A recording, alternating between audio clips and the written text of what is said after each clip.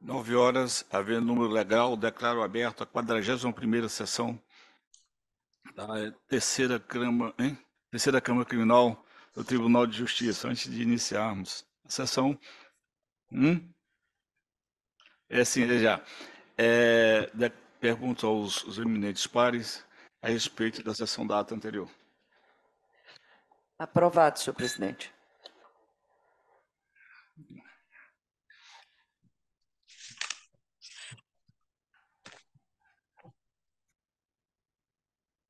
Esse aqui seria o primeiro, né?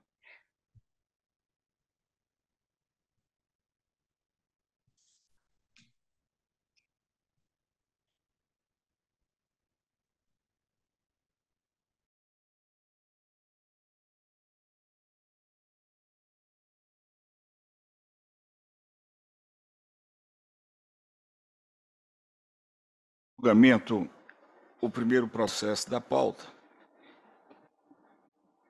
tombado sobre o número 003741, dígito 82, 2018.8.10001, apelante Tiago Matos Bardal, advogado José Carlos de Souza Santos, apelado do Ministério Público, de relatoria da desembargadora Sônia, com pedido de vista do desembargador Vicente de Paula. Com a palavra, desembargador Vicente. Pois não, senhor presidente, meu bom dia, Vossa Excelência, desembargadora Sônia, ao doutor Lobato, procurador de Justiça, ao secretário Durval, enfim, a todos que estão nos assistindo neste momento. Eu inicio meu voto pedindo vênia à eminente desembargadora Sônia Amaral, de quem vou divergir parcialmente. Bom, a acusação que há contra o apelante, Tiago Bardal, em relação à prática do crime de prevaricação, concussão e peculato. No primeiro grau, ele foi absolvido da acusação de prevaricação, e aqui, nos termos do voto da desembargadora Sônia, ele está sendo absolvido em relação ao crime de concussão e apenas condenado no que diz respeito ao peculato. Eu passo então a leitura do relatório. Trata-se de apelação criminal interposta por Tiago Matos Bardal em face da sentença de D 23793954 do meritíssimo juiz de direito da 2ª Vara Criminal de São Luís, pela qual o condenou a cumprir pena de 10 anos e 8 meses de reclusão em regime inicialmente fechado, sendo-lhe aplicada também a sanção pecuniária de 52 dias multa por incidência comportamental nos artigos 312 e 316, combinado com 327, parágrafo 2º, e artigo 69 do Código Penal, peculato e concussão praticados por ocupante de função de direção em concurso material. Ademais, pelo mesmo deciso, for absolvido o apelante da imputação do cometimento do delito de prevaricação, bem como decretada a perda do cargo público de delegado de Polícia Civil do Estado do Maranhão por ele ocupado, assegurado a ele o direito de recorrer em liberdade.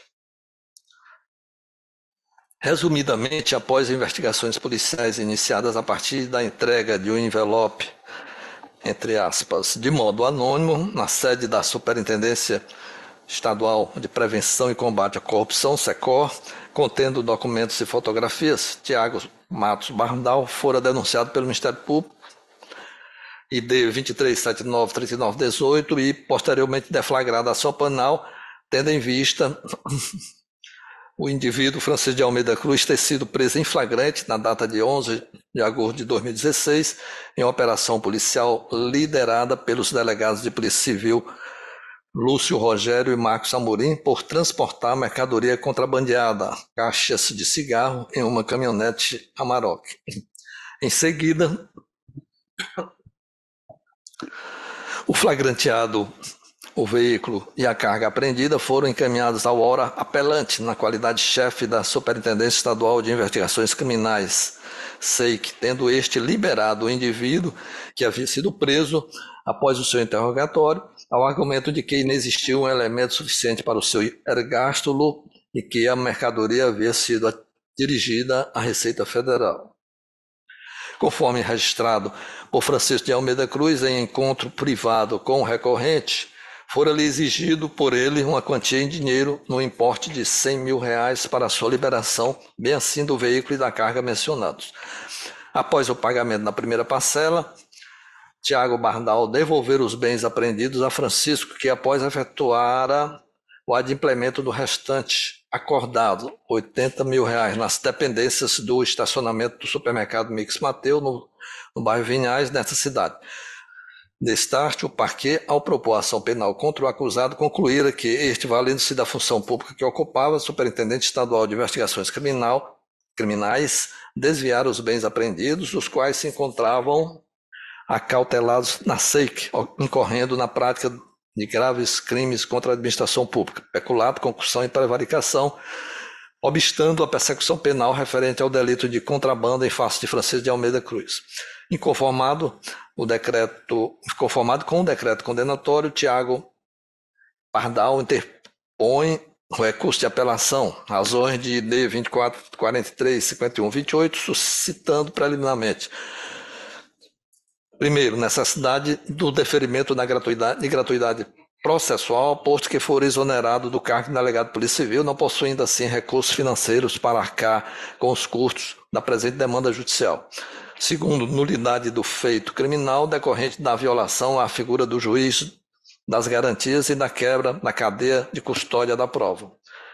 E terceiro, ausência de laudo pericial no material contido em um envelope encaminhado à SECOR, consistente em fotografias de caixas de cigarro, fotocópia de um termo de interrogatório e arquivos extraídos de um suposto computador da SEIC, com peças cartorárias indicando o início da lavratura de um suposto auto de prisão em flagrante delito.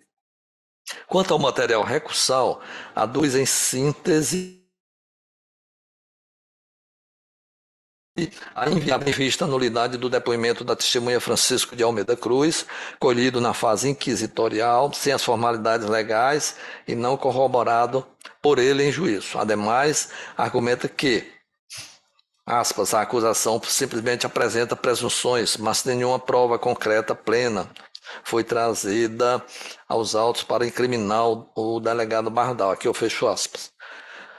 Tecendo considerações sobre o ônus da prova, atribuído ao acusador em processo penal, registra a fragilidade do arcabouço probatório produzido. Além disso, alega a ausência do elemento subjetivo para a caracterização dos crimes de peculato e concussão, a tipicidade penal, pontuando ainda que Francisco de Almeida afirmara na etapa judicial que o recorrente jamais lhe exigiu ou lhe solicitou qualquer vantagem devida e que citada mercadoria fora lhe devidamente restituída. Subsidiariamente, argue que na espécie deveria ter sido aplicado o concurso formal de crimes em lugar do material, uma vez que se examina uma só conduta supostamente praticada, bem como o redimensionamento da reprimenda aplicada pelo magistrado sentenciante. Por fim, requer seja provido o apelo sob exame, com acolhimento das preliminares mencionadas, para fins de declaração da nulidade do feito criminal em processamento ou a decretação da absolvição do recorrente em relação aos fatos a ele imputados, amparando-se na regra constitucional da presunção de inocência. Insurge-se ainda contra a determinação da perda do cargo público por ele ocupado como um dos efeitos da condenação ora questionada. Contra razões ofertadas pelo órgão ministerial em ID 2618-8073, requerendo desprovimento da apelação. Por outro lado, em sua manifestação de ID 30-210795, subscrita pela doutora Regina Maria da Costa Leite, digna procuradora de Justiça, o Ministério Público de segundo grau está a opinar pelo conhecimento e desprovimento do recurso para que sejam rejeitadas as preliminares suscitadas e mantida a condenação imposta ao apelante nos exatos termos da sentença ora combatida.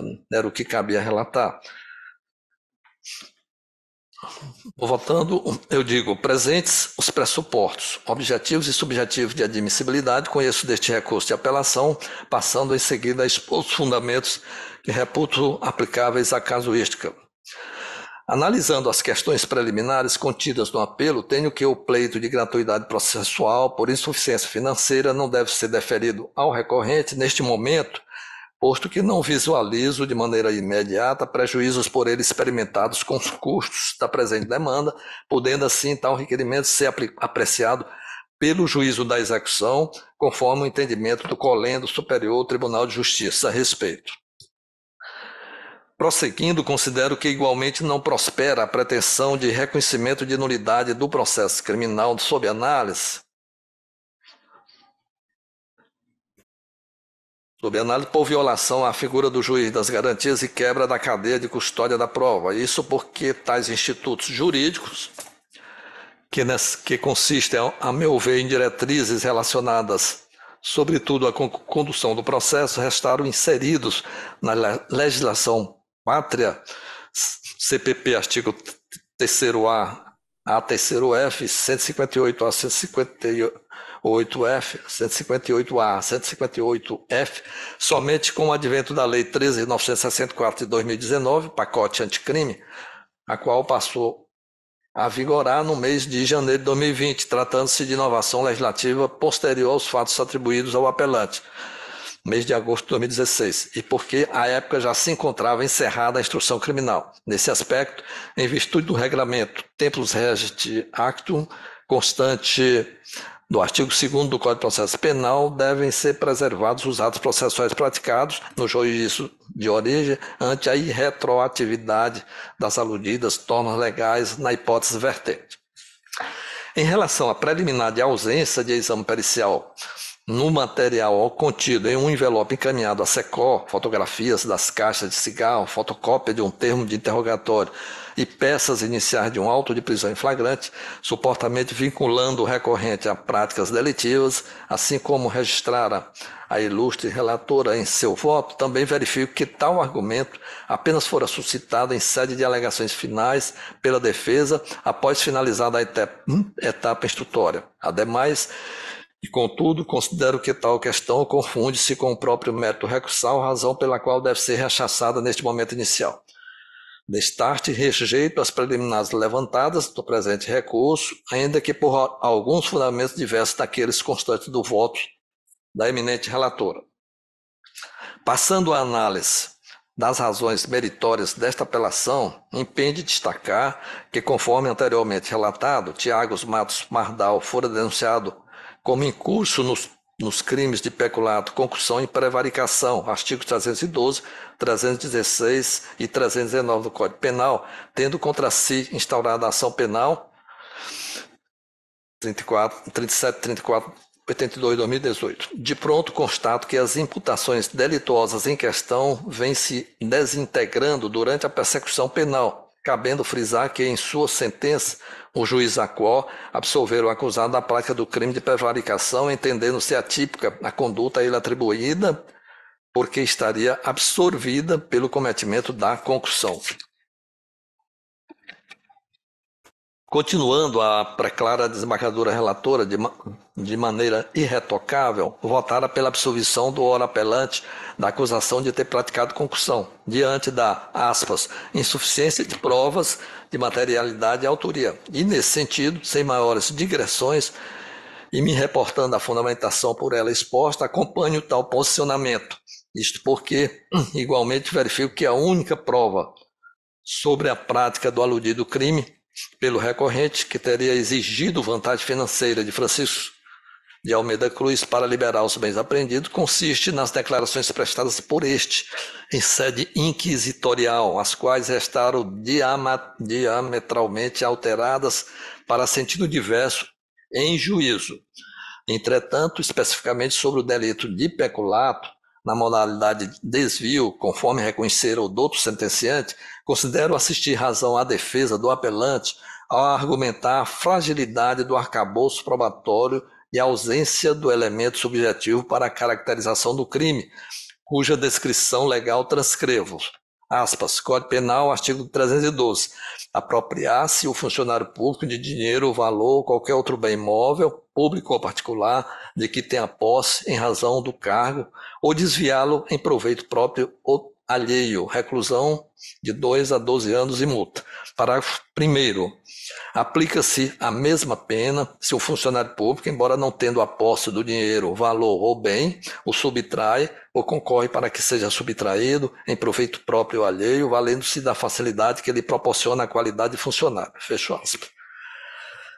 Diversamente das conclusões constantes do deciso recorrido, entendo que fotografias da carga de cigarros apreendida e da caminhonete pertencente a Francisco de Almeida, esboços de auto de prisão em flagrante, termo de interrogatório do conduzido, material este apresentado às autoridades estatais anonimamente, diga-se de passagem, periciado ou não, conquanto sirva como elementos indiciários aptos a lastrear investigações policiais e até mesmo o início de um processo criminal, não se mostra o suficiente para sustentar a condenação.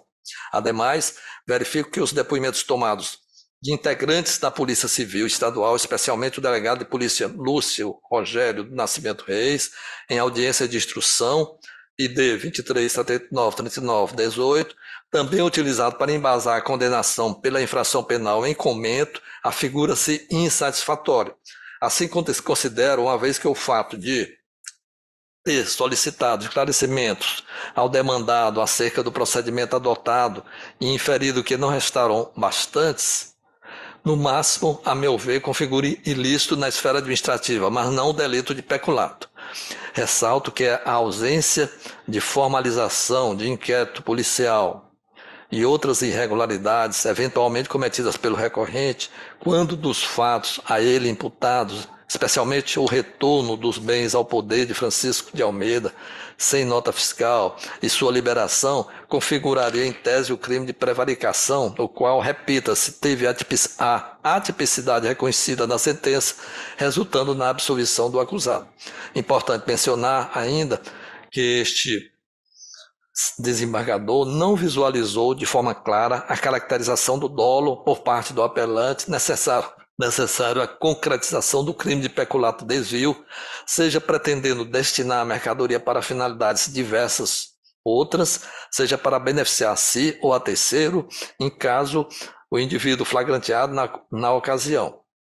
Nesse aspecto, transcrevo excerto do julgado, oriundo do STJ, datado de 19 de 4 de 2022, o qual, citando jurisprudência da Corte, define muito bem a infração penal referenciada. Aspas, no delito de peculato desvio, previsto no artigo 312, caput, segunda figura, do Código Penal, o dolo é representado pela consciência e vontade de empregar a coisa para fim diverso daquele determinado, aliado ao elemento subjetivo do injusto, consistente no especial fim de agir, que é a obtenção do proveito próprio alheio. Aqui está no RESP 1257003, Rio de Janeiro, relator o ministro Rogério Schetti Cruz. Relator para o acórdão, ministro Nefi Cordeiro, sexta turma, julgada em 20 de 11 de 2014, Diário da Justiça de 12 de 12 de 2014. Prossigo eu dizendo, a respeito, apesar de constar do decreto condenatório que, aspas, a carga de cigarros clandestinos apreendida e apresentada ao acusado fora por este irregularmente desviada em favor do conduzido, fecho aspas, não há provas satisfatórias nesse particular. Outro sim, e não obstante apontado pelo sentenciante, o recebimento de alta quantia em dinheiro pelo apelante, com o fito de devolver os bens a Francisco de Almeida, igualmente percebo frágeis tais colocações, conforme muito bem exposto pela nobre relatora, quando votara pela absolvição ante o crime de concussão. Sobre os fatos, calha mencionar que não instruem o feito criminal em apreço imagens de vídeo monitoramento da sede da SEIC ou do supermercado Mix Mateus no bairro Vinhais, nesta capital, referentes ao período em que teriam sido praticados os crimes de peculato e de concussão pelo recorrente, de 11 a 19 de agosto de 2016, dando conta do desvio de bens apreendidos e de recebimento de importâncias pecuniárias. Isso porque, de acordo com o documento de ID 23, 79, 39, 22, páginas 30 a 31, em referência à ordem de missão IP 02/2018 GAB-SECOR, as imagens buscadas pelo delegado de polícia responsável pelo procedimento instaurado para apurar os fatos em questão não mais existiam armazenadas nos equipamentos dos 2 locais citados, quando solicitado pela referida autoridade.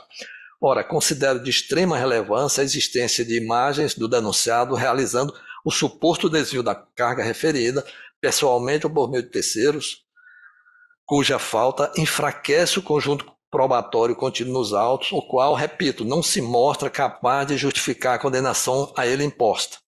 Ressalto que a prova testemunhal produzida não se apresenta bastante nesse aspecto, pois, segundo já mencionado linhas acima, compreendo que ela somente poderia indicar irregularidade na atuação funcional do apelante, mas não a prática do crime de peculato.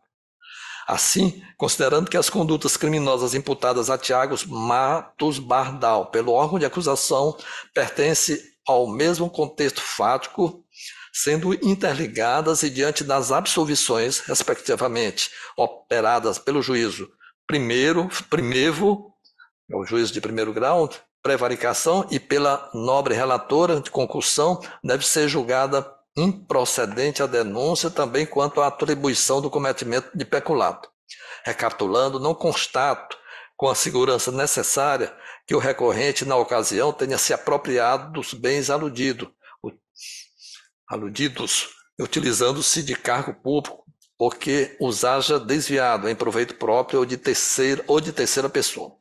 Nesse aspecto, segundo anteriormente aludido, mostra-se muito frágil o conjunto probatório utilizado pelo magistrado no tocante à materialidade e autoria delitivas do crime de peculato na modalidade de desvio, não tendo, sob minha ótica, o Ministério Público, como titular da ação penal pública incondicionada, desincumbido-se do ônus de comprovar satisfatoriamente todas as infrações atribuídas ao denunciado nos termos do artigo 156, caput do Código de Processo Penal.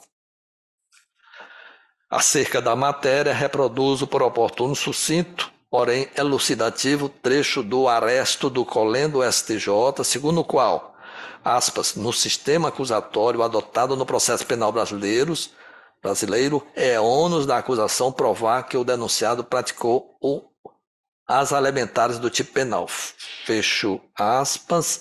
Agravo regimental no ARESP, número 134, 5004, Rio Grande do Sul, relatora ministra Laurita Vaz, sexta turma, julgada em 12 de março de 2019, Diário da Justiça de 29 de março de 2019. Ademais, considero que o fato de o recorrente responder a outras ações penais, inclusive por condutas similares, ainda que confirmada condenação em grau de recurso, nesta egregia Câmara Criminal, não induz necessariamente um juízo coincidente na presente demanda judicial. Acrescente-se que não estou a afirmar categoricamente que o apelante não cometeu os crimes de concussão e peculato. Todavia, constato que inexistem provas suficientes para sua condenação, nos termos em que decidido pelo magistrado qual. A respeito do assunto, esclarecedoras são as lições da saudosa doutrinadora Alda Pellegrini, verbis, aspas, para a prova de certos fatos, o legislador exige apenas um juízo de verossimilhança e para outros que a prova seja convincente prima facie. Para a condenação penal, por exemplo, é necessário um elevado grau de certeza sobre a prova do fato e da autoria. Havendo dúvidas, o juiz deverá absolver. Aqui eu fecho aspas.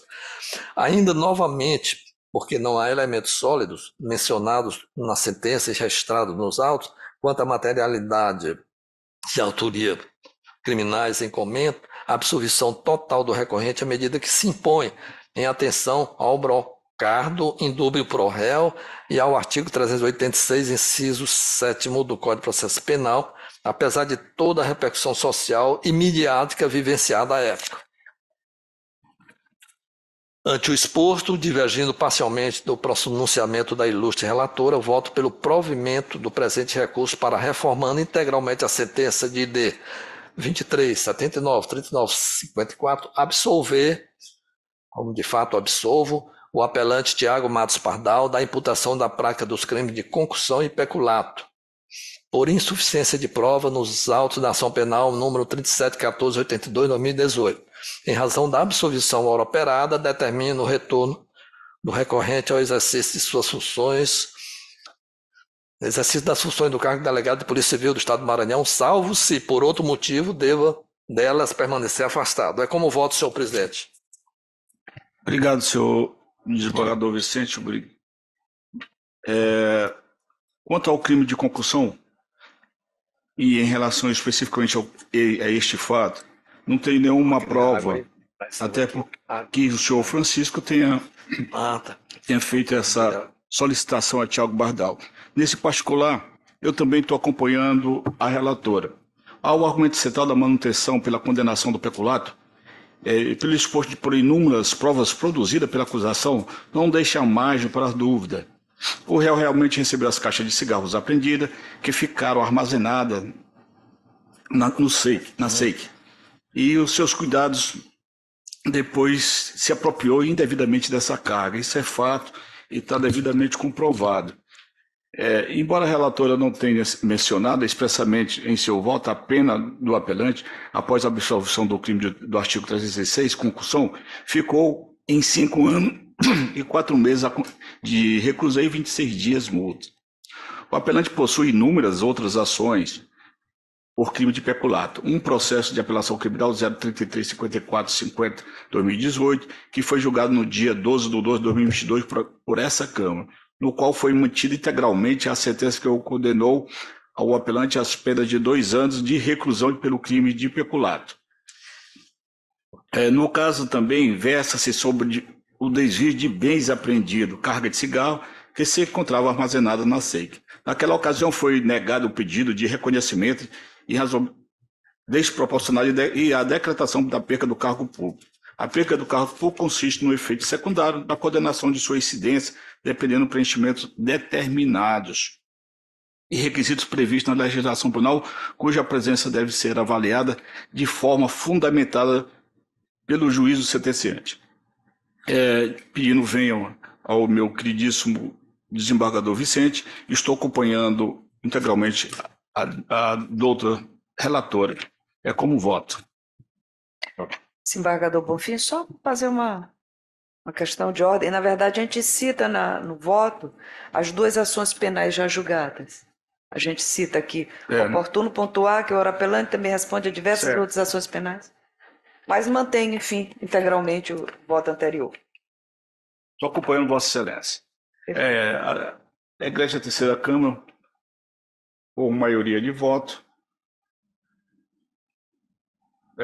acolheu parcialmente a apelação, absolvendo o acusado do crime de concussão e mantendo inalterada o restante da sentença.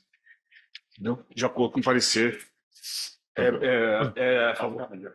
parcialmente de acordo com o parecer da Procuradoria-Geral de Justiça. Senhor presidente, eu vou inserir meu voto no sistema, tá bom? E já o desembargador Vicente está inserindo o voto dele no sistema.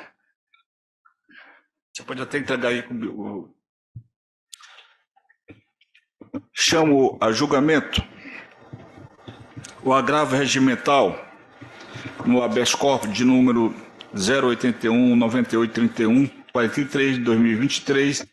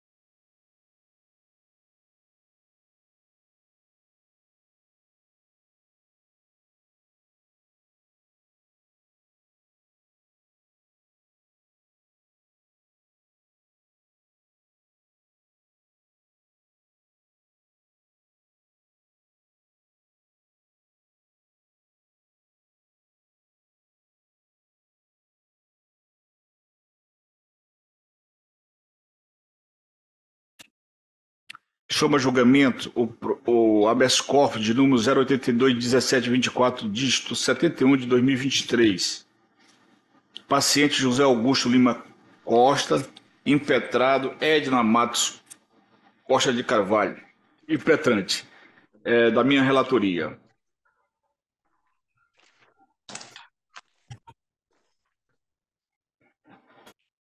Qual o número dele na Oitavo. pauta? Oitavo da pauta. É que tem sustentação oral, está na ordem de sustentação oral. Trata-se de habeas corpus com pedido liminar impetrado pela advogada Edna Matos Costa em favor de José Augusto Lima Costa, contrato do juiz da Quinta Vara da comarca de Balsas. Depende-se dos autos que, no dia 17 de março de 2023, a vítima Luzineide da Silva Santos requeriu medidas protetivas de urgência em desfavor do paciente ao argumento de que José Augusto avistou em uma festa e se aproximou e tentou intimidá-la, discutindo com seu esposo. Declarou ainda que, por já ter sofrido abusos sexuais do paciente quando menor, sentiu-se ameaçado. Por este motivo, o pedido foi deferido no dia 17 de março de 2023, obrigando o paciente a cumprir as seguintes determinações: proibição de se aproximar da ofendida e de seus familiares, fixando uma distância mínima de 200 metros, espaço suficiente para que esta tenha garantia à sua segurança, até a ulterior deliberação deste juízo. Proibição de frequentar o lar da ofendida ou de qualquer um de seus parentes onde se encontre. Proibição de manter contato com a ofendida e seus familiares, por qualquer meio de comunicação exclusiva celular. Diante da manifestação de interesse da vítima, as medidas protetivas de urgência foram prorrogadas em 1º de junho de 2023 e em 11 de 8 de 2023. Sucede que, em 17 de 8 de 2023, a vítima e seu companheiro, José Wilson, denunciaram o paciente junto ao órgão ministerial pelo descumprimento das medidas protetivas de urgência, relatando que ele havia perseguido José Wilson no percurso da unidade escolar até a residência do casal, razão pela qual o parquet representou pela prisão preventiva de José Augusto. O decreto da custódia cautelar foi proferido no dia 18 de 9 de 2023, com cumprimento no dia 27 de 9 de 2023, sendo esse o objeto da resignação do presente mandante. No caso em comento, o impetrante sustenta, em síntese, a inexistência da causa justificadora para a manutenção da prisão preventiva ao argumento de que não há indícios de ameaça ou perseguição perpetrada pelo paciente contra a vítima. Além disso, afirma que o paciente ostenta as boas condições pessoais, tais como primariedade, emprego lícito e residência fixa, que não oferece risco à instrução criminal, nem à ordem pública e nem à própria vítima. Deste modo, requer liminarmente no mérito a expedição de alvará de soltura em favor do paciente e subsidiariamente a convenção das medidas cautelares diversas. Instrui a pressa de início com os documentos que entendeu pertinentes à análise do caso. O pedido liminar foi indeferido. A douta Procuradora de Justiça Maria Luísa Ribeiro Martins, em parecer de 305.89984, opinou pelo não conhecimento da parte relativa às alegações da ordem fática, a inadequação da via eleita pelo conhecimento e pelo conhecimento dos demais pleitos de denegação da ordem. É o relatório. Do senhor advogado? Sim, excelência. Sim, excelência. Por gentileza, decline o nome e a OAB para fins de registro. Emerson Carvalho Cardoso, OAB 9.571, subseção de Balsas. Pela palavra, pelo tempo regimental. Inicialmente, estando meus cumprimentos a Vossa Excelência, desembargador presidente desta sessão de julgamento, doutor Sebastião Joaquim Lima Bonfim, e adianto que tive a oportunidade de conhecê-lo quando Vossa Excelência judicou aqui na comarca de Balsas. À época eu era policial militar, e digo que Vossa Excelência prestou um serviço de relevância para a sociedade balsense. Semelhantemente, cumprimento as Vossas Excelências, doutor desembargador, doutor Vicente Paula, e a doutora desembargadora Sônia Amaral, minhas sinceras homenagens. Cumprimento também os servidores desta colina Câmara, sem os quais os trabalhos não poderiam ser realizados. E, por último, e não menos importante, cumprimento a doutora Procuradoria de Justiça, na pessoa do doutor Joaquim. Excelência, bem como relatado por Vossa Excelência, cuida espécie de habeas corpus impetrado em favor do paciente José Augusto Lima Costa, que atualmente encontra-se recluso na unidade prisional de Balsas, em razão de ter descumprido medida protetiva de urgência deferida em favor da vítima Luzineide da Silva Santos. Noticia os autos de base que no dia 17 de agosto de 2023, a vítima e seu companheiro, José Wilson, denunciaram o paciente junto ao órgão ministerial pelo descumprimento das medidas, relatando que o paciente havia perseguido José Wilson no percurso da unidade escolar até a residência do casal, razão pela qual o Ministério Público representou pela prisão preventiva do paciente, que se consumou no dia 26 de setembro de 2023, notadamente para assegurar a aplicação da lei penal. Excelência, somos sabedores que as medidas protetivas de urgência serão concedidas de forma imediata aos casos de violência contra a mulher, que lhe cause lesão, sofrimento físico, sexual, psicológico e dano moral ou patrimonial, registre-se no âmbito da unidade doméstica, da família ou em qualquer relação íntima de afeto. Todavia, excelências, para melhor esclarecimento, premente faz esclarecer que o paciente nunca teve nenhuma relação afetiva com a vítima, nunca foi sequer namorado da vítima.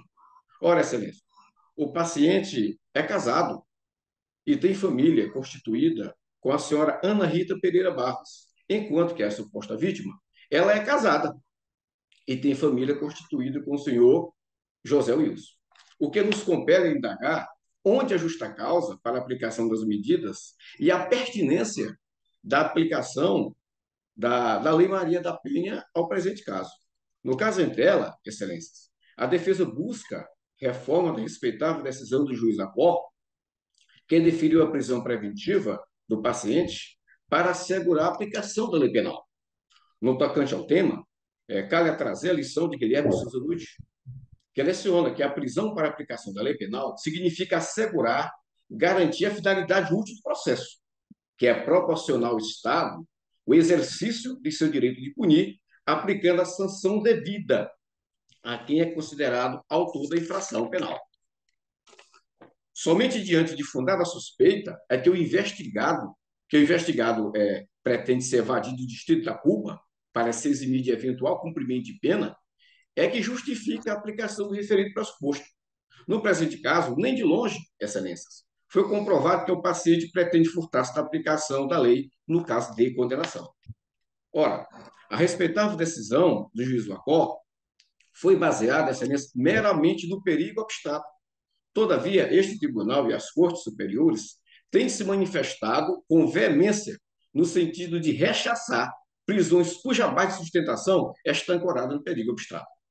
E como precedente, eu cito o Supremo Tribunal Federal, no habeas corpus 125.555, segunda turma, de relatoria do saudoso ministro Teório Zavascki, STJ HC 557.408, São Paulo, sexta turma, de relatoria do ministro Sebastião Reis Júnior.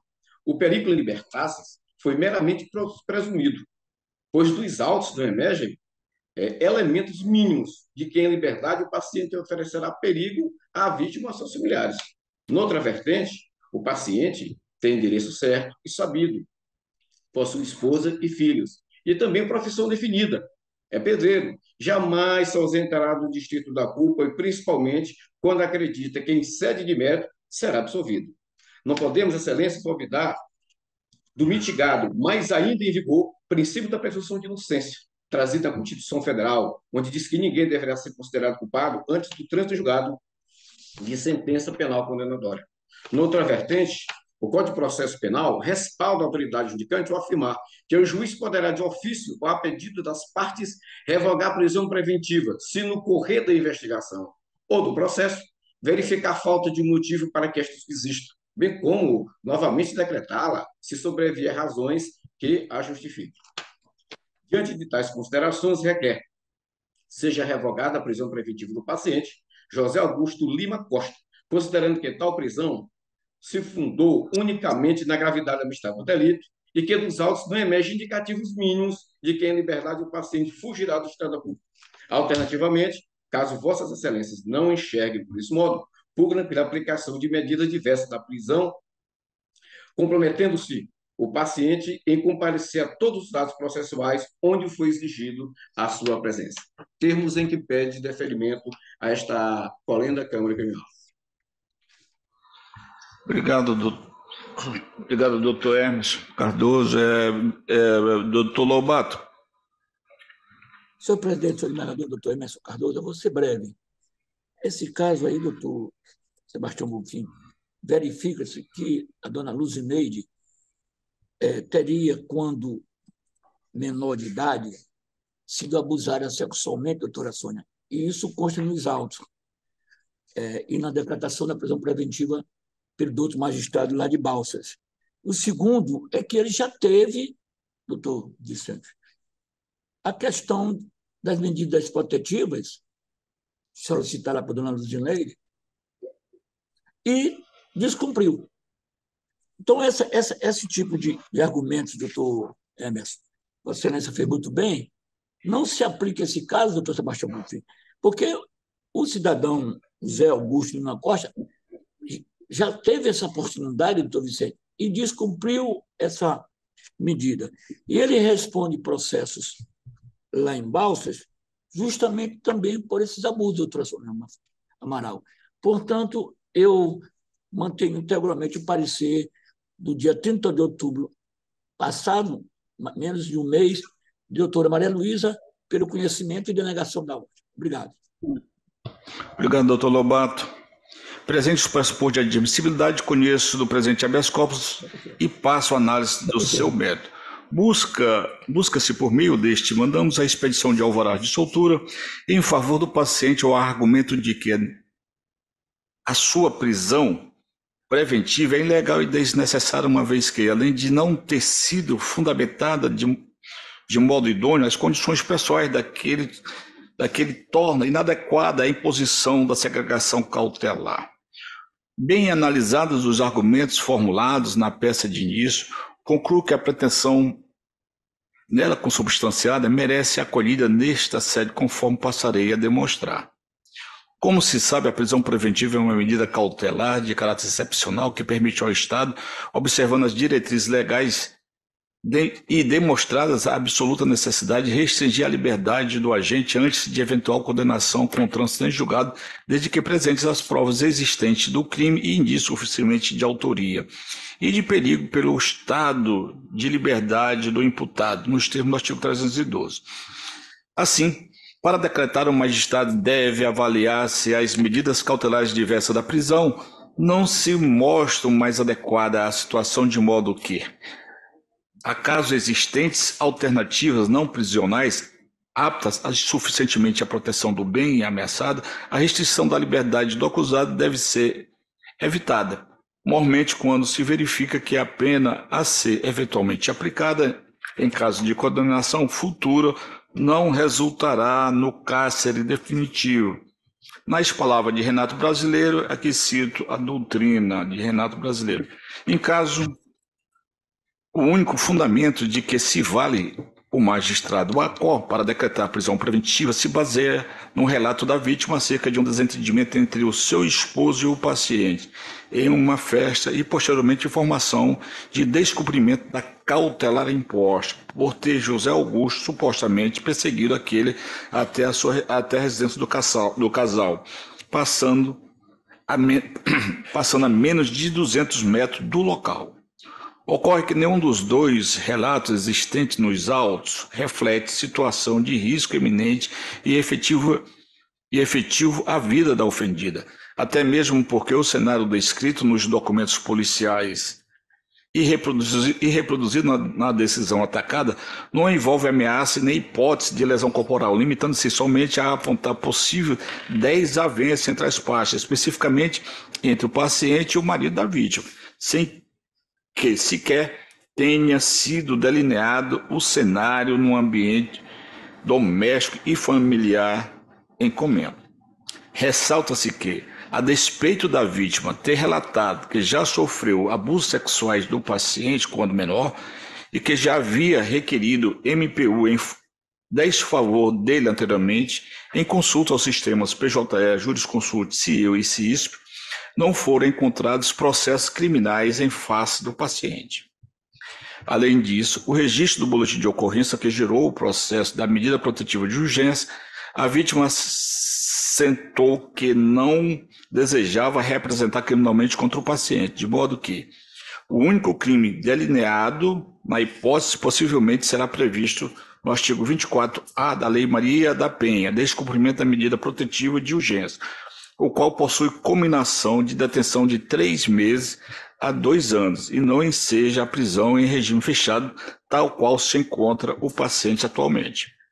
Assim, não se está, de modo algum, a subestimar a reprovabilidade da agressão física e verbal no ambiente doméstico e familiar. Contudo, há de se levar em consideração que as nuances do caso concreto apresentam particularidades próprias, uma vez que o paciente não ostenta qualquer outros antecedentes de agressões domésticas e nem lhe são imputados episódios de violências passadas, possuindo, inclusive, emprego e residências fixas. Dessa forma, e ao menos sob uma perspectiva objetiva, os dados apresentados nos autos não são suficientes para denotar a proporcionalidade da prisão provisória. Na linha de intersecção daí, aqui sinto alguma jurisprudência nesse sentido que eu vou pedir vênia para não ler. Nessa esteira, seja em razão de ausência de fundamentação idônea da decisão atacada, seja pela a função da possibilidade de aplicação das medidas cautelares diversas da prisão prevista no artigo 319 do Código de Processo Penal, concluo que a conclusão mais adequada ao caso é a soltura do paciente com a aplicação das medidas cautelares diversas da prisão. Ante o exposto e em desacordo com o parecer da Procuradoria-Geral de Justiça, conheço do presente habeas corpus e no mérito conceda a ordem pretendida a fim de substituir a prisão preventiva do paciente pelas seguintes medidas cautelares. A. Comparecimento mensal em juízo para comprovar o endereço atual mediante apresentação de comprovação de residência, a fim de informar e justificar suas atividades. Proibição de ausentar-se da comarca sem prévia autorização do juízo. Dever de comparecer a todos os atos processuais para qual for intimado. Proibição de manter contato com a ofendida e seus familiares por qualquer meio de comunicação, inclusive celular ou e-mail. Proibição de frequentar o lar da ofendida ou de qualquer um de seus parentes aonde esta se encontre. Proibição de se aproximar da ofendida e de seus familiares, fixando uma distância mínima de 200 metros, espaço suficiente para que esta tenha garantia à sua segurança, até ulterior deliberação do juízo lá. No mesmo sentido, ressalvo desde já a possibilidade de imposição de outras medidas cautelares pelo magistrado a qual caso julgue pertinente ao caso, ou mesmo nova imposição de prisão preventiva ao paciente, desde que efetivamente demonstrada a sua necessidade em qualquer outra hipótese. Desta forma, expressa-se alvará de soltura e atualiza o BNMP. Como vota a desembargadora Sônia Amaral? Queria tirar uma dúvida, desembargador. Sim, diga. Não há nenhum processo criminal tramitando contra ele? Não. E nem a violência doméstica, que ele teve uma discussão com o marido dela dentro de uma festa. Se encontraram e discutiram. Então não teve. Ela disse que foi abusada por ele, mas não tem processo. Não tem processo nesse sentido. É. Eu tô com dúvida em relação à competência. Pois é, agora em relação às medidas protetivas, tem processo? Não tem. Ela simplesmente disse que ele estava ameaçando ela, eu também não entendi isso. Eu vou pedir vista desse processo. Tá bom. Tá bom? Beleza. Eu aguardo o voto vista da né? desembargadora Sônia. Então, processo com vista da desembargadora Sônia Amaral. Eu fiquei com essa dúvida.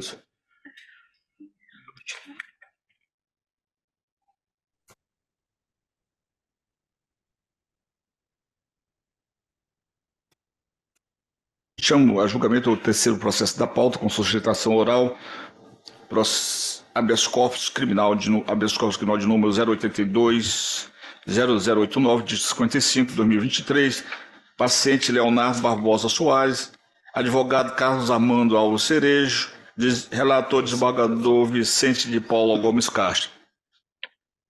Eu queria... Desculpa. Vamos suspender aí por 5 minutinhos. Doutor Durval, bom dia. O senhor poderia informar ao desembargador Vicente que a defesa vai pedir desistência do habeas corpus? Ao presidente também? Então nós vamos homologar, né? O desembargador Vicente pode homologar. Desembargador Vicente. A desistência? O ilustre doutor Armando Cerejo está pedindo desistência do habeas corpus. Sim. A homologação da desistência. Estou de acordo quanto à homologação da desistência. Mesmo assim, é necessário que nós possamos a doutora Sônia. Vamos aguardar a doutora Sônia, se ela chegar, viu? Perfeito, presidente.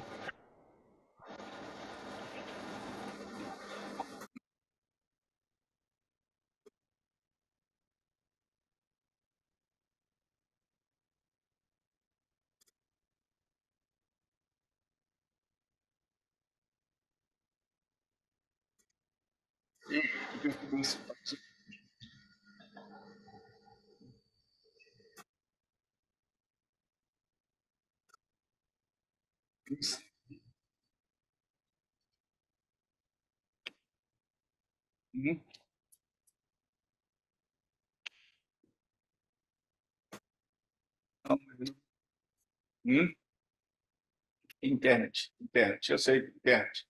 Online. É bom, eu gosto. Agora, minha mulher usa aquele pouco da Chanel.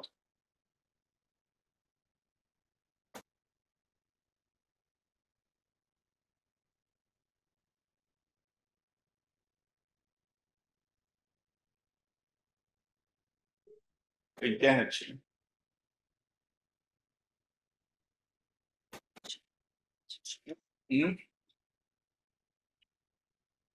Não é bem isso, não. Eu uso Leni, uso Blau da Chanel e o MCMA. Quatro uso. E o outro da Hugo Boss.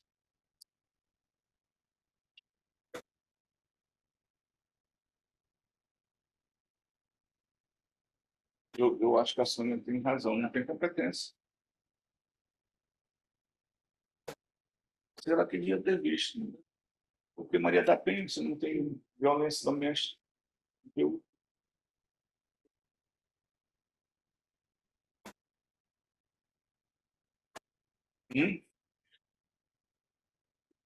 É.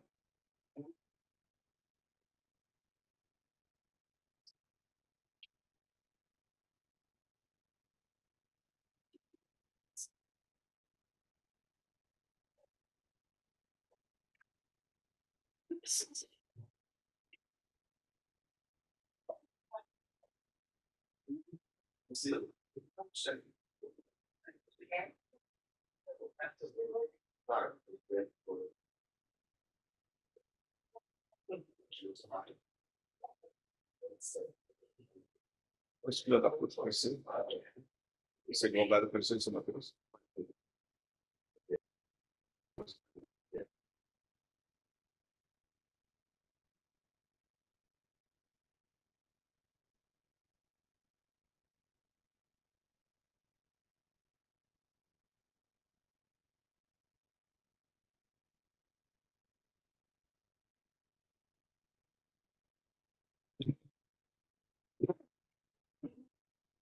Talvez até antes de acabar a sessão.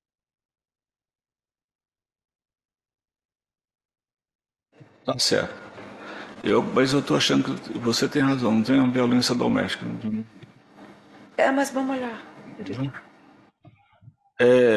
O terceiro processo, a pauta já anunciada, o ilustre advogado Dr. Carlos Amandas Cerejo, pede desistência do habeas corpus, né? Então, para homologação, a senhora concorda, desembargadora Sônia? Desculpa, eu não prestei atenção. Doutor Armando está pedindo desistência desse habeas corpus. Sim, concordo. Eu já me manifestei, né, no sentido de ser homologada essa desistência. Trata-se de habeas corpus. Trata-se de habeas corpus de número 0820089 de 55/2023.8.10000, em que é paciente Leonardo Barbosa Soares, representado pelo ilustre advogado Carlos Armando Alves Cerejo, OAB 69621 de Istuá, requer nessa oportunidade a desistência do presente feito, dado com o voto, com a concordância dos ilustres membros da Corte, homologo a presente desistência nos termos requeridos pelo advogado do impetrante. Eu acho que o doutor Joaquim Lobato deve concordar também, não é? Doutor Joaquim. Dúvida, eu concordo com o pedido do doutor Carlos Armando. Um abraço. Ante o exposto e em harmonia com a Procuradoria-Geral de Justiça, homologo para que produza jurídicos e legais efeitos o presente habeas corpus já anunciado. Excelências, muito obrigado e bom dia. Um abraço. Não ser julgado, arquivos. Obrigado, que nada.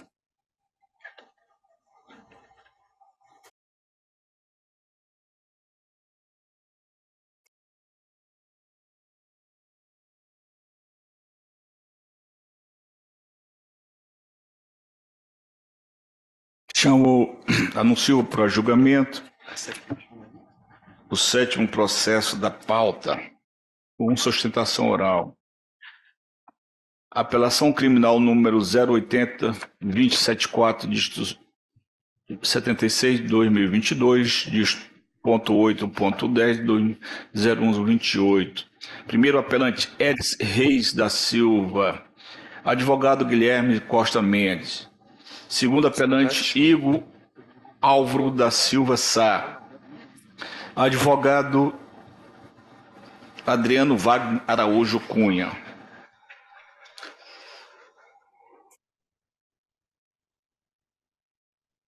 Da minha relatoria.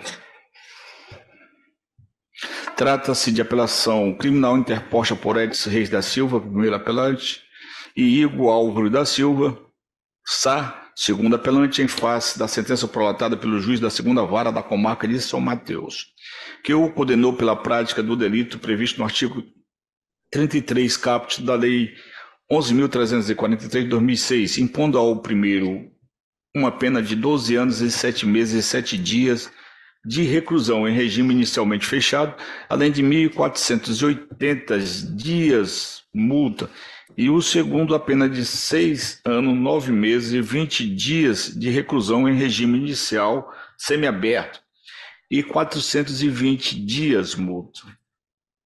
Depende-se dos autos que no dia 30/8/2022 a Polícia Militar recebeu informação de que Edson Reis da Silva, vulgo Gordo, ora primeiro apelante, estaria se deslocando da capital do estado rumo à cidade de São Mateus, num veículo Fiat Uno, cor branca, placa QPU 6861, com a finalidade de receber uma grande carga de entorpecente destinada à mercância ilegal. Consta ainda que, ante as informações recebidas, os militares realizaram uma operação que no dia 31/8/2022, por volta de 1h na BR-135, acarretou a interceptação do veículo, cujas características havia sido informada, no qual encontraram o primeiro apelante em companhia de Igor Alves da Silva Sá, ora apelante, transportando no porta-mala do carro 3 caixas de papelão contendo 72 tabletes de substância vegetal, popularmente conhecida por maconha, pesando aproximadamente 51 quilos da referida erva. Pode-se, ademais, que o apelante, ao ser abordado, negou ter conhecimento de que o entorpecente estava no porta-malas do carro. Informação esta que, ao ser corroborada pelo primeiro apelante, levou o segundo apelante a ser liberado pelos policiais, que prenderam em flagrante apenas o primeiro apelante e o levaram até a delegacia, onde confessou a prática do crime e declinou detalhes de sua atuação. Em suas razões recursais, o primeiro apelante alega em síntese que as provas colhidas durante a instrução processual são insuficientes para subsidiar sua condenação, que os critérios de fixação da pena foram aplicados de forma inadequadas, acarretando excesso, que o réu reúne condições necessárias para que lhe seja concedido o direito de recorrer em liberdade. Com tais argumentos, requer, em primeiro plano, sua absolvição. De forma subsidiária e sucessiva, pleiteia a revisão dos critérios de dosagem da pena e, com a diminuição do quanto anteriormente fixado, seja substituído a pena privativa de liberdade por restritiva de direito, ou, caso não seja o entendimento, que lhe seja fixado regime aberto para iniciar o cumprimento da reprimenda. Já o segundo apelante, em suas razões, aduz que nenhum dos elementos de prova coligados aos autos é suficiente para a sua condenação, que durante o processo dosimétrico da pena, o juiz equivocou-se quanto à valorização das circunstâncias judiciais inerentes à primeira fase do cálculo, impondo-lhe uma pena injusta. Nesse sentido, requer a sua absolvição com base no artigo 386, inciso 7, do Código de Processo Penal, e de forma subsidiária que lhe seja reanalisada a dosagem de sua pena, permitindo sua redução para o patamar adequado. O Ministério Público de primeiro grau, em sede de contrarrazões, rebateu as teses recursais sustentadas pelos apelantes e assim pugnou pelo total desprovimento dos recursos para integrar uma manutenção da sentença já gastada. A Procuradoria-Geral de Justiça, em parecer da lavra do eminente procurador, hoje presente na nossa sessão, Joaquim Henrique de Carvalho Lobato, opinou pelo conhecimento do desprovimento do recurso. É o relatório do desembargador Vicente. De acordo com o relatório? De acordo, senhor presidente. O ilustre advogado, para fim de registro, decline o nome completo e OAB. Bom dia, excelências. Guilherme Costa Mendes. Guilherme Costa Mendes. OAB 2269. Com a palavra pelo prazo regimental, doutor. Primeiramente, saúdo todos aqui presentes. Ilustríssimo desembargador presidente e ora relator, doutor Sebastião Bonfim, desembargador revisor Vicente de Castro, desembargadora Sônia Amaral e doutor procurador Joaquim Henrique de Carvalho Lobato. Bom dia. Senhores colegas advogados e demais serventuários da Justiça, bom dia. Hoje estou ocupando a tribuna pelo recorrente Edson Reis da Silva. Bem, excelências, no que tange ao mérito do processo em si, da apelação,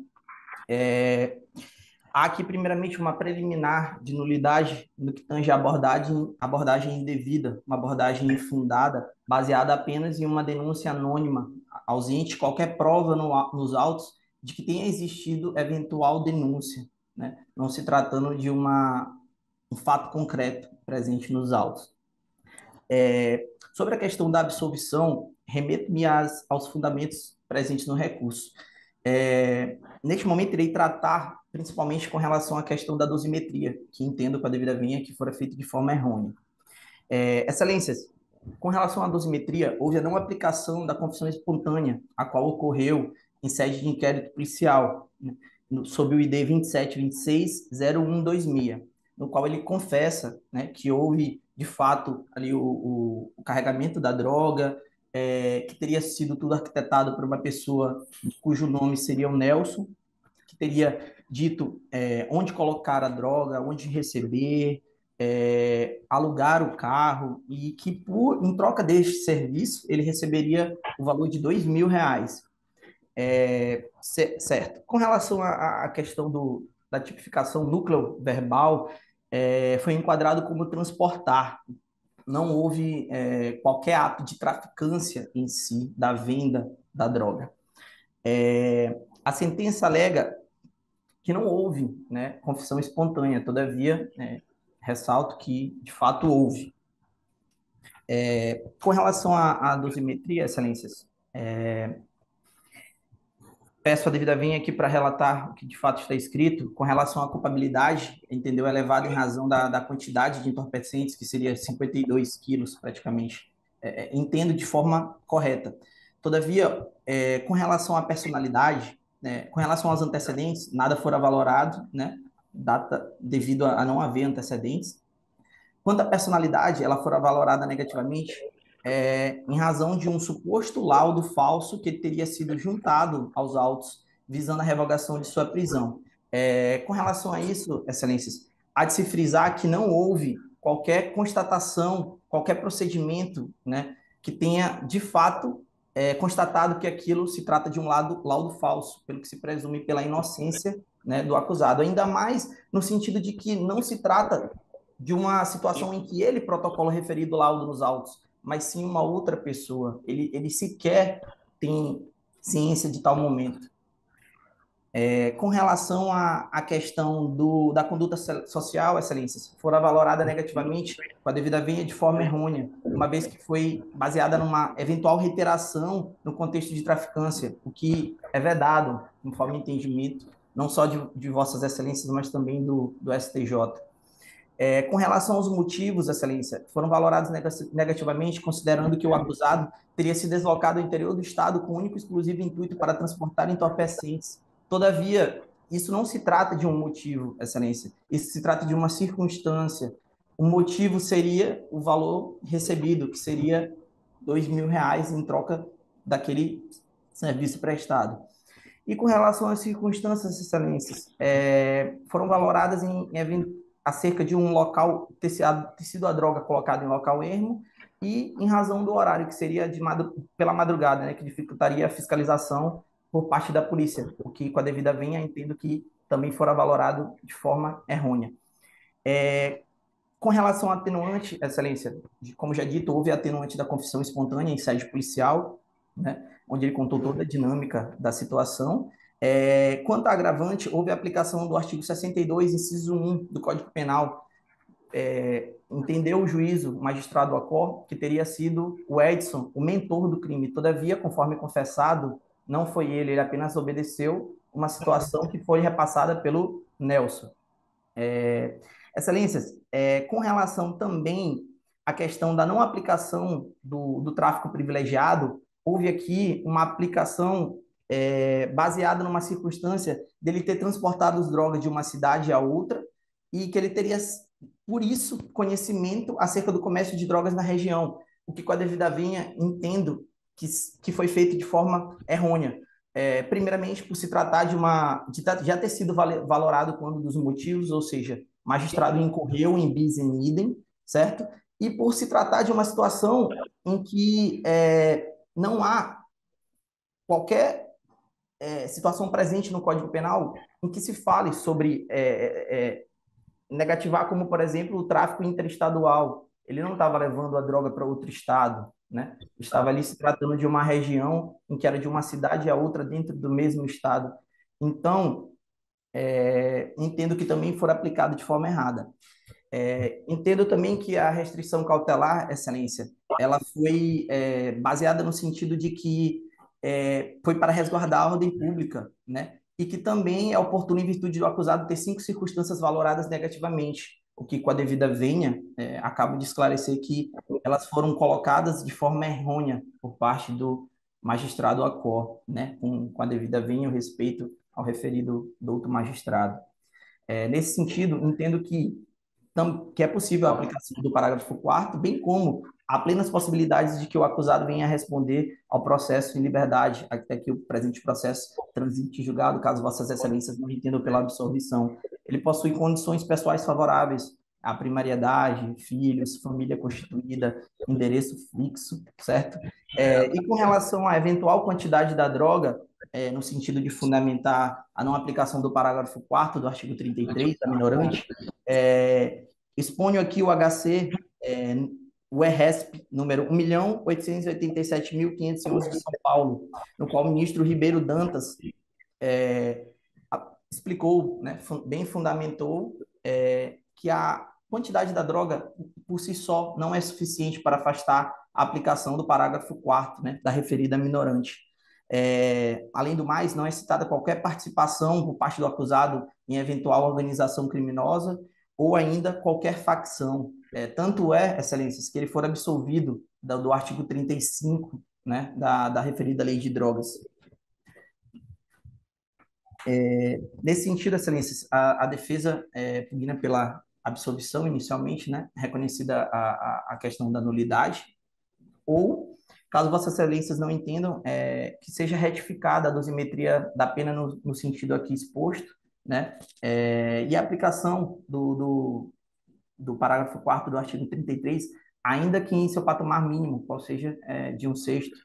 E, alternativamente, também que Vossas Excelências, em complementação, na verdade, que Vossas Excelências defiram ao acusado, dada a drástica redução, né, que entendo haver quanto à dosimetria da pena, a possibilidade de que ele venha a responder esse processo em liberdade, dada a primariedade de demais situações fáticas presentes que lhe são favoráveis. É nesse sentido que a defesa se manifesta, Excelências. Obrigado pela oportunidade da palavra. Obrigado, doutor Guilherme. Doutor Lobato. Senhores desembargadores, doutor Guilherme fez uma bela defesa dos seus constituintes. Doutora Sônia, que se verifica um dos crimes hoje que nós mais julgamos, Vossas Excelências, como desembargadores, e eu como participante do Ministério Público, doutor Vicente, que isso chama-se o tráfico de drogas.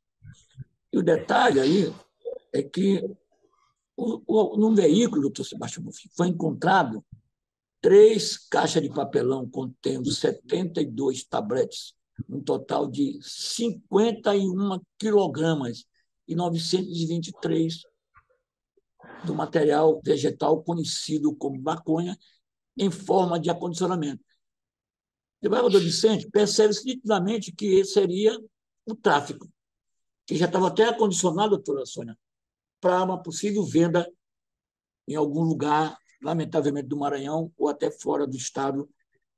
Aí, nesse caso, a gente não pode determinar. A autoria, a materialidade está comprovada, porque a autoria, o próprio doutor Guilherme mencionou que os dois confessaram espontaneamente lá na comarca de São Mateus. E a materialidade é esse, quase 52 quilos de maconha, que é óbvio, pela essa quantidade, não seria, presume-se, para uso próprio. Mas tem um detalhe aí, doutor Sebastião Bonfim, que eu, no meu parecer, que está nos autos, também passou despercebido, que é a questão da confissão espontânea, doutora Sônia.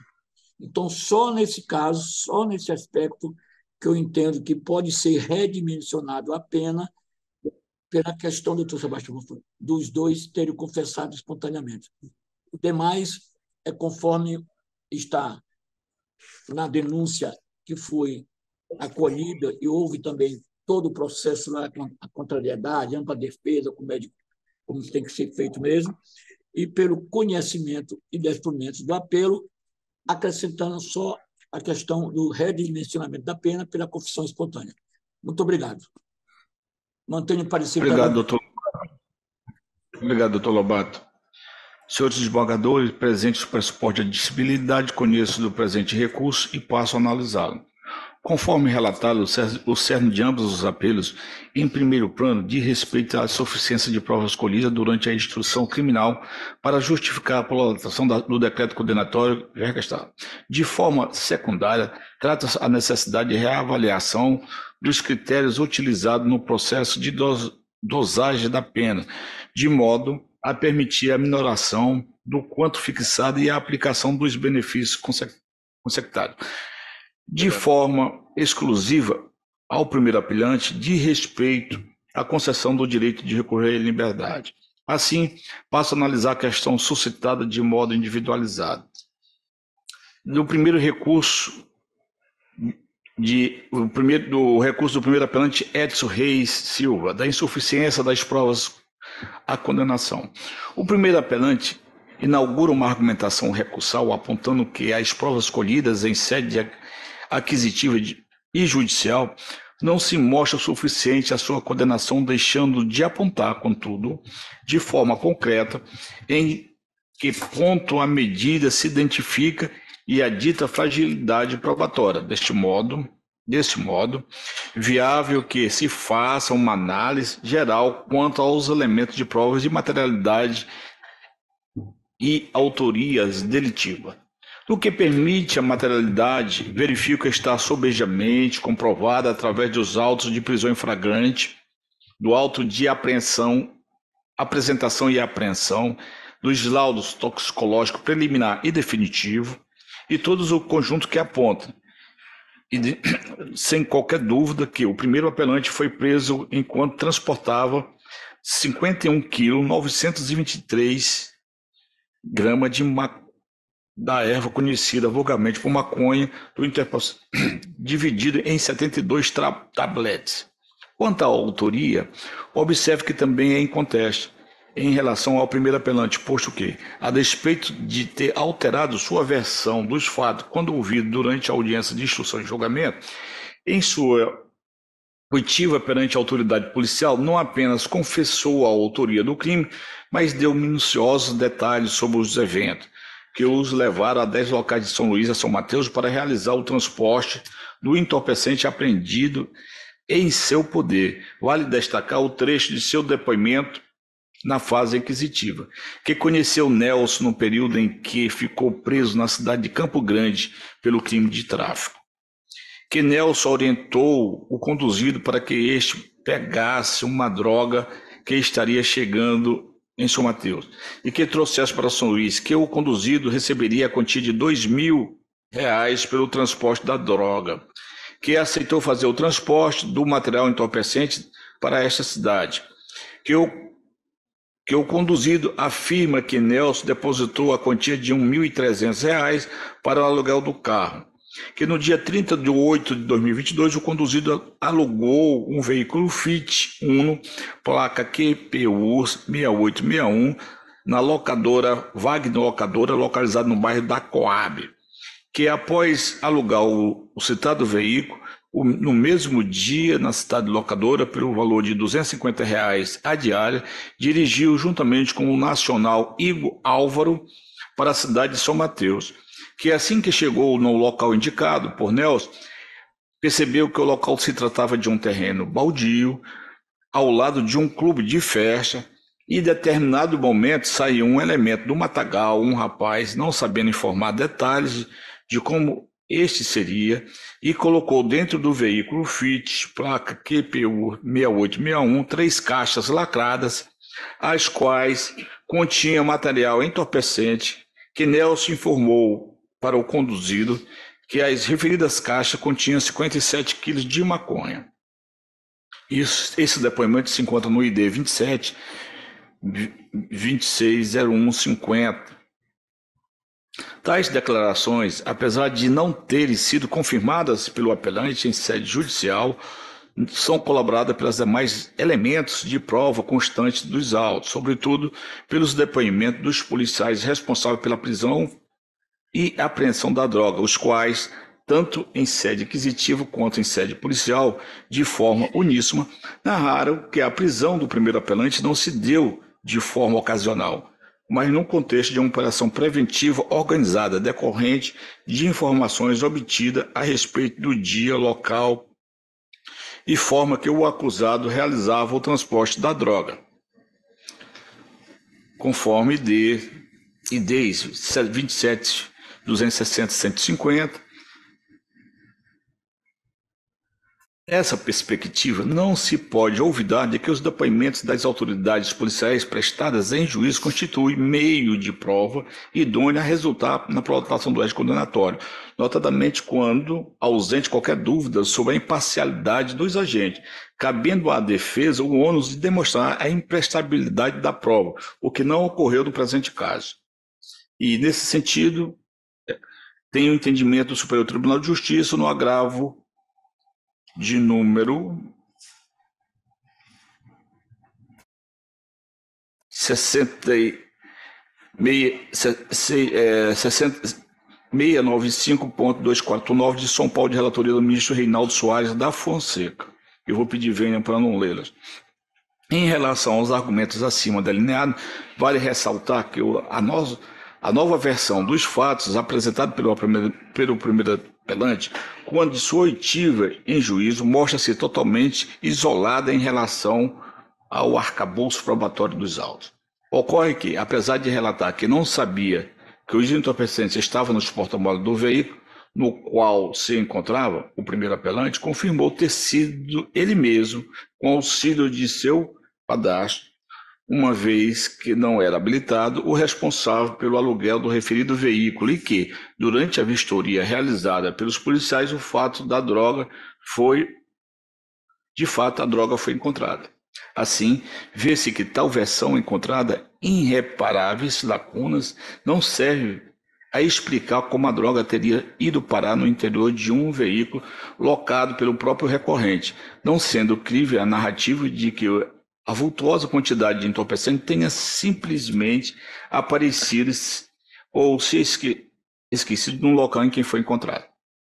Desse modo, verificando que os elementos de prova colhida durante a instrução criminal são capazes de apontar com firmeza a materialidade da autoria do crime de tráfico de drogas em relação ao primeiro apelante, inviáveis que se acolha o pedido absolutório. Da dosimetria da pena do primeiro apelante e do direito de recorrer em liberdade. Sob outra prisma, o que se destine ao processo da dosagem de pena do primeiro apelante, considerando que merece parcial acolhimento o pleito reformatório da defesa, no sentido do que passo a me manifestar.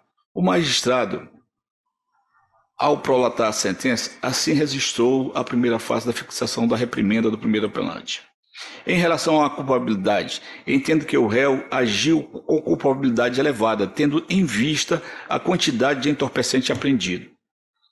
Não constantes dos autos, outras condenações proferidas em momentos anteriores. Nada há que deva ser valorado de forma negativa quanto aos antecedentes. Quanto à personalidade, entendo que esta deve ser valorada negativamente, levando em conta que o acusado, objetivando a revogação da sua prisão preventiva, tal como restou demonstrado ao longo do feito, notadamente pelas constatações lançadas na decisão de DEU 85-93-26-12 e reiterados pelo Egrégio Tribunal de Justiça na decisão 89-24-8107, juntou aos autos atestado médico potencialmente falso. Quanto à conduta social, também deve ser valorada negativamente, visto que o acusado reiteradamente incorre em contexto de traficância, encontrando-se em seu segundo ciclo criminal, como bem pontuado na decisão proferida em segundo grau pelo ilustre desembargador Sebastião Joaquim Lima Bonfim, ID 89-24-107. Os motivos, de igual forma, devem ser valorados negativamente, considerando que o acusado se deslocou ao interior do Estado com o único e exclusivo intuito para transportar entorpecente à capital do Estado maranhense. As circunstâncias, entendo que são negativas, dado ao contexto de apreensão das drogas apreendidas em seu poder, isto é, em um local ermo e horário da madrugada, que dificultaria a fiscalização e a operação das guarnições das polícias locais, consoante depoimento em sede judicial. Quanto às consequências, entendo que não houve consequências concretas do crime. Por fim, não se pode cogitar acerca do comportamento da vítima. Assim, ancorado nas diretrizes traçadas pelo artigo 68 do Código Penal e 42 da Lei 11.343, com relação ao delito do artigo 33 caput da Lei 11.343, fixo a pena base em 10 anos, 9 meses e 19 dias de reclusão e 1.160 dias multa. Do trecho em destaque, vê-se que foram negativamente 5 das 8 circunstâncias judiciais do artigo do artigo 59 do Código Punitivo Brasileiro, a saber, culpabilidade, personalidade, conduta social, motivo e circunstância do crime.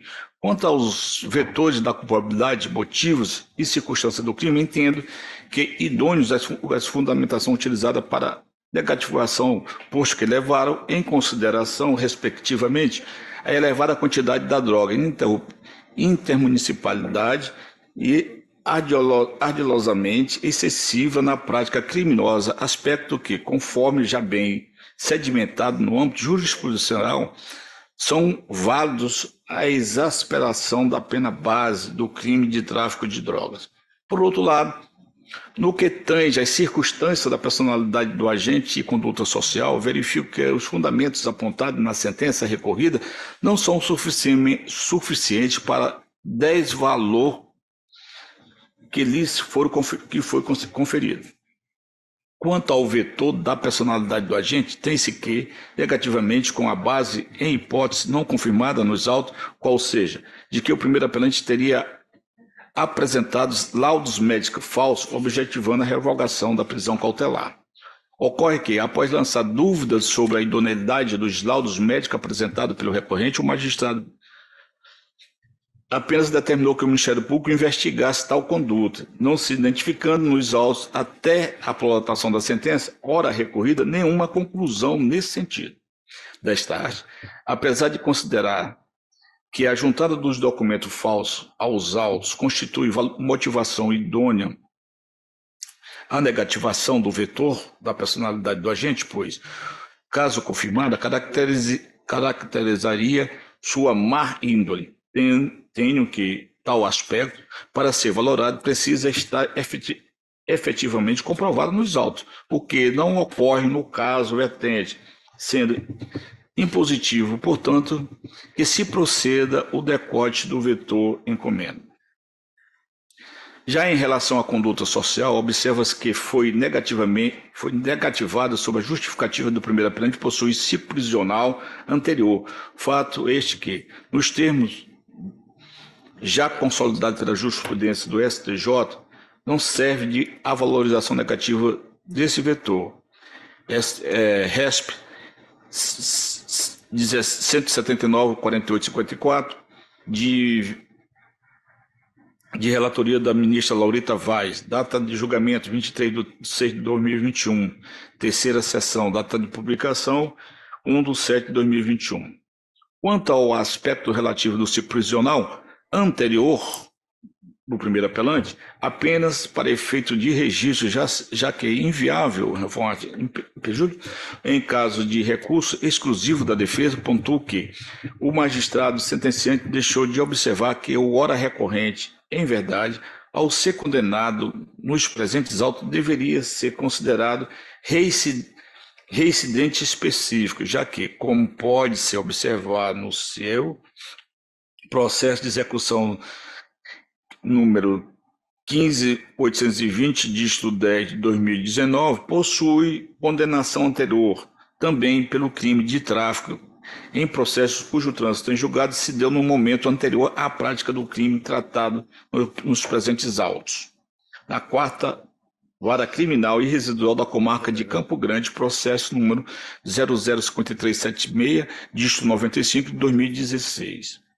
Com tais considerações diante do decote realizado em relação às duas circunstâncias judiciais valoradas negativamente pelo juízo Acor, passo a fixar a pena base do primeiro apelante em 8 anos e 9 meses de reclusão e 875 dias multa.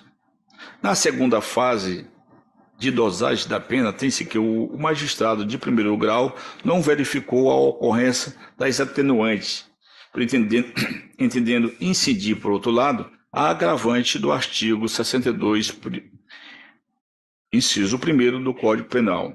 Merece reparo a decisão quanto a tais aspectos. Acontece que, ao registrar a inocorrência das atenuantes, o juízo singular deixou de observar que o primeiro apelante, em que pese tenha alterado substancialmente sua versão dos fatos quando ouvido em sede judicial, em sua oitiva perante a autoridade policial, confessou a prática do delito, situação que, conforme a orientação jurisprudencial firmada no âmbito do STJ, não pode deixar de ser considerada para atenuação da pena. E assim já decidiu no RESP 197/209 de Santa Catarina, julgado na quinta turma. Assim, deve-se reconhecer, em favor do primeiro apelante, a atenuante da confissão espontânea. Quanto à agravante do artigo 61, inciso 1º do Código Penal, entendo que merece ser afastada isto porque tal circunstância, para sua caracterização, exige que o agente tenha exercido a atividade de mentor da atividade criminosa realizada em conjunto com outros agentes, situação que compreendo não ter ficado clara nos presentes autos, já que, ao que tudo indica, o primeiro apelante atuou apenas como mula responsável pelo transporte da droga, o que soma a relevante dúvida quanto à autoria delitiva em relação ao segundo apelante, questão esta que será abordada em tópico próprio. Assim, reconhecendo a incidência da atenuante da confissão espontânea e afastando a agravante do artigo 62, inciso 1º do Código Penal, fixa a pena intermediária do primeiro apelante em 7 anos e 3 meses e 15 dias e 729 dias multa. Na terceira fase, não existe causa de aumento ou diminuição de pena a ser considerada, de modo que fixo a pena definitiva do primeiro apelante em 7 anos, 3 meses e 15 dias, 3 meses e 15 dias e 729 dias multas. Estabelece estes cálculos a razão este último a razão de 1/30 no salário mínimo à época dos fatos. Quanto ao regime inicial de cumprimento de pena, em que pese a nova quantidade, atribuído à reprimenda pudesse levar à fixação do regime de semiaberto, mantenho-o fechado, tendo em vista a valoração negativa de 3 circunstâncias judiciais na primeira fase da dosimetria da pena, na forma do artigo 33, parágrafo 3º do Código Penal. Mantém inalterados os demais aspectos da sentença relativo ao primeiro apelante, inclusive a negativa do direito de recorrer em liberdade, levando em consideração que respondeu preso durante toda a instrução criminal e que o fato de possuir uma condenação anterior pela prática do mesmo crime, demonstrando a sua tendência à reiteração delitiva. Quanto ao segundo recurso do segundo apelante, Igor Álvaro da Silva Sá, no que concerne ao recurso do segundo apelante, conforme aqui já registrado, pugna-se de primeiro plano pela sua absolvição, de forma subsidiária, pretende a reavaliação do processo de cálculo de sua pena. Pois bem, na acurada consulta dos autos, em sentido diverso da conclusão obtida pelo magistrado singular, entendo que os elementos colhidos durante a instrução processual não são suficientes à condenação do apelante.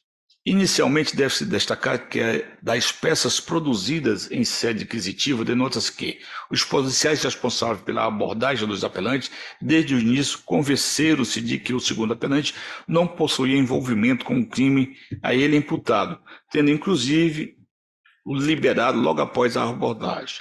Tal circunstância, como se pode verificar, dos referidos documentos e dos depoimentos colhidos na sede judicial, deu-se pelo fato do segundo apelante negar veementemente de ter conhecimento da existência do entorpecente no porta-malas do carro que eu conduzia.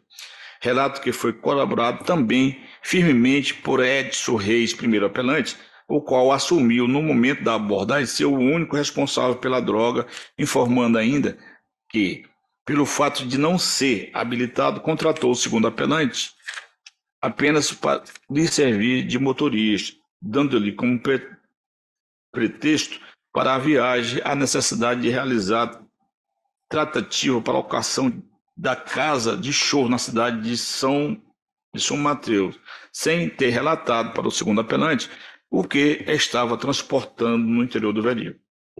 Fato apurado, que também merece relevância, é o de que o segundo apelante não participou do processo de locação do carro, o que leva a crer que ele não precisou vistoriar o veículo antes de passar a conduzir, mostrando-se crível diante de todo o contexto dos autos, que ele tenha realmente servido apenas como motorista e tenha sido ludibriado quanto o verdadeiro objetivo da viagem para a qual foi contratado. Assim, levando em consideração que as provas produzidas nas fases inquisitiva e judicial não permitem a certeza necessária para atribuir a coautoria do crime de tráfico de drogas em relação ao segundo apelante, justo que, em observância ao princípio indúbio pro réu, que lhe seja deferido o pleito absolutório. Destade, entendo-se pela absolvição em relação ao segundo apelante. Resta prejudicada a análise das demais teses recursais por ele levantadas. Da conclusão, ante ao exposto, e em desacordo com o parecer ministerial, conheço dos apelos e, no mérito, dou parcial provimento ao recurso do primeiro apelante para reformar a fundamentação supra, reduzindo sua pena para o patamar de 7 anos, 3 meses, 15 dias de reclusão em regime inicial fechado, além de 729 dias multa, e dou provimento ao recurso do segundo apelante para declarar a sua absolvição quanto ao crime de tráfico de droga. É como voto. Como voto, desembargador Vicente? Senhor presidente, aí no caso, Vossa Excelência está negando provimento ao primeiro apelo, né, e dando provimento ao segundo para a absolvição do apelante. Ao primeiro apelo, eu estou dando parcial provimento, reduzindo. Parcial, né? Certo. E o segundo, eu tô absolvendo porque ele foi contratado como motorista. Dando provimento, portanto. Dando provimento porque ele foi contratado como motorista. E prova é que o primeiro apelante não sabia dirigir, que o sogro, o padrasto dele foi quem locou o carro. Acompanho Vossa Excelência. Acompanho também, Vossa Excelência. Excelência, pela ordem, posso me manifestar? Não, já passou o momento, já passou a fase. Agora, se tiver alguma dúvida, algum erro mesmo, o recurso é embargo de declaração. Ok, doutor. Agradeço. Bom dia a todos. A terceira Câmara, por unanimidade, colheu em desacordo com o parecer do Ministério Público, deu parcial provimento ao primeiro apelo e total provimento ao segundo apelo. Senhor desembargador Vicente, senhora desembargadora Sônia Amaral, os processos 4 da pauta, o segundo da pauta, o quarto da pauta e o sexto da pauta, houve pedido de sustentação oral. Os advogados não estão presentes, vão estar voltando para a pauta virtual. O segundo da pauta é do desembargador Vicente de Paula, o quarto é da minha relatoria e o outro também é da minha relatoria. Sexto.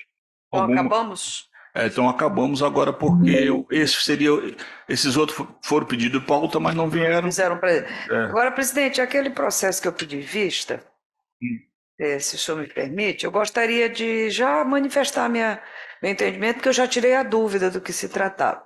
Eu, de fato, fiquei na dúvida, porque a Lei Maria da Penha ela é híbrida e ela comporta recursos tanto de natureza civil como de natureza criminal, a depender do tipo de medida protetiva de urgência que for conferida. No caso, a medida protetiva, existe realmente uma medida protetiva de urgência independente, não tem processo, independente, conferida à parte de natureza criminal. E essa medida protetiva de natureza criminal, no momento seguinte, ela foi descumprida segundo relatos da vítima. Acontece que, como bem Vossa Excelência analisou, não há elementos suficientes a demonstrar que houve esse descumprimento, conforme relatado pela então vítima. De sorte que eu estou acompanhando Vossa Excelência, porque a minha dúvida era dessa ordem, mas os argumentos concernentes a concessão do habeas corpus, eles são plenamente válidos, porque realmente não há elemento suficiente, mas a medida realmente é da natureza criminal. Por isso eu estou acompanhando Vossa Excelência. Desembargador Vicente. Nesse caso, eu acompanho Vossa Excelência também, senhor. Então, por unanimidade, colheram É habeas corpus, né? É, de habeas corpus. Conselho da ordem. Exato. Ontem eu assisti um depoimento fantástico da Ana Hickman. Ana Hickman. Ela disse que realmente recebeu, e ela disse que ela prometeu para a mãe dela que ela via a mãe dela ser espancada. E aí ela disse que nunca isso ia acontecer com ela. Infelizmente aconteceu, e no momento aí mostrou a mão dela que ela tem uma cicatriz, que isso aqui foi quando o pai dela deu uma porrada na mãe que arrebentou, pegou 5 pontos na cabeça e ela foi para cima. E ela defendeu a mãe, e o pai empurrou ela, cortou a mão, pegou 8 pontos. E ela disse que mas desceu, mas foi assim, um depoimento fantástico. Ela confirmou a agressão, confirmou tudo, e disse que... Mas ela continuou com o marido ainda, não? Não, e entrou, e uma coisa que eu não sabia é que ela entrou e disse: eu ingressei com a habeas corpus pela lei de Maria da Penha. Ela disse lá que ele anda rápido, já está. Pelo jeito, além da violência doméstica, pelo que eu li, ela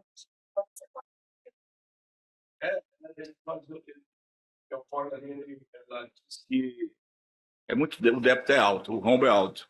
Ela disse ontem. Foi 30 minutos o depoimento dela ontem. Foi na Record. Ele só jogando dinheiro lá dentro.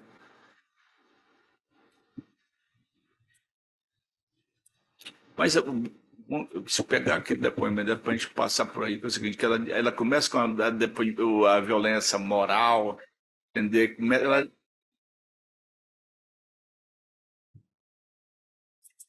É Record.